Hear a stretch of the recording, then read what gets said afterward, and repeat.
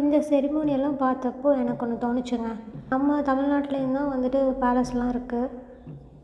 நம்மளோட ஆர்க்கிடெக்சர் மேலே வெளிநாட்டுக்காரங்கலாம் பைத்தியமாக இருக்காங்க. நம்மளோட கோயில் சிற்பம் இது எல்லாமே பார்க்குறக்காக வந்துட்டு டூரிஸ்ட் வந்து நிறையா வர்றாங்க. ஸோ அப்படி இருக்கப்போ இப்போ ஒரு எக்ஸாம்பிளுக்கு தஞ்சாவூர் பேலஸே எடுத்துக்கிட்டோன்னா அதுலலாம் வந்துட்டு இந்த மாதிரி அந்த காலத்தில் இப்படிலாம் பண்ணாங்க நிறையா ஹிஸ்ட்ரிலாம் இருக்குது இல்லையா? அதை வந்துட்டு அதே மாதிரி வந்துட்டு ரீக்ரியேட் பண்ணி இந்த டைமில் நாங்கள் பண்ணி காமிக்கிறோம் அப்படின்னு சொன்னாங்கன்னா என்ன சொல்கிறது, டூரிஸ்ட்டும் நிறையா வருவாங்க.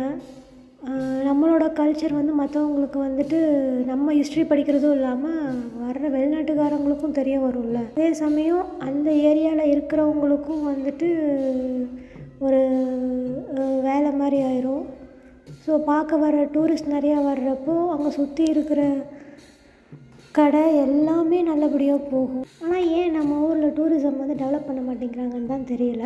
நிறையா பிளேசஸ் இருக்குது, பட் அதை அட்ராக்டிவாக வந்துட்டு பண்ண மாட்டேன்றாங்க. இப்போ எப்படி ஒரு பாட்டு நல்லா இல்லைன்னா கூட அதுக்கு ஒரு ரீல்ஸை க்ரியேட் பண்ணி விட்டு 4-5 இன்ஸ்டாகிராம் பேஜில் வந்து போட்டு விட்டு அந்த பாட்டை வந்து ஃபேமஸ் பண்ணி விட்டுறாங்க. அந்த மாதிரி இந்த ஒரு டூரிஸ்ட் பிளேஸை வந்து ஃபேமஸ் ஆக்குறதுக்கு முடியாமலாம் இல்லை.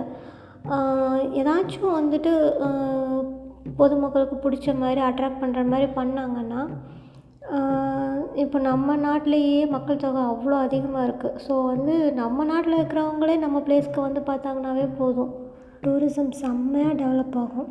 அது மூலமாக நிறையா நம்மளுக்கு வேலைவாய்ப்பு கூட கிடைக்கும். ஆனால் நம்மக்கிட்ட சோர்ஸ் இருக்குது, எவ்வளவோ பழமையான கட்டடங்கள்லாம் இருக்குது. இவ்வளோ சோர்ஸஸ் வச்சுட்டு இதை பற்றிலாம் நம்ம மற்றவங்களுக்கு எடுத்து சொல்லணும். ஆனால் நம்மளே மறந்துட்டோங்கிறப்ப நம்ம எங்கே போய் மற்றவங்களுக்கு எடுத்து சொல்கிறது? அதனாலேயே கிட்டத்தட்ட நம்மளோட பழமை பாரம்பரியம் எல்லாமே கிட்டத்தட்ட அப்படியே மறைஞ்சு அழிஞ்சு போய்கிட்டுருக்கு.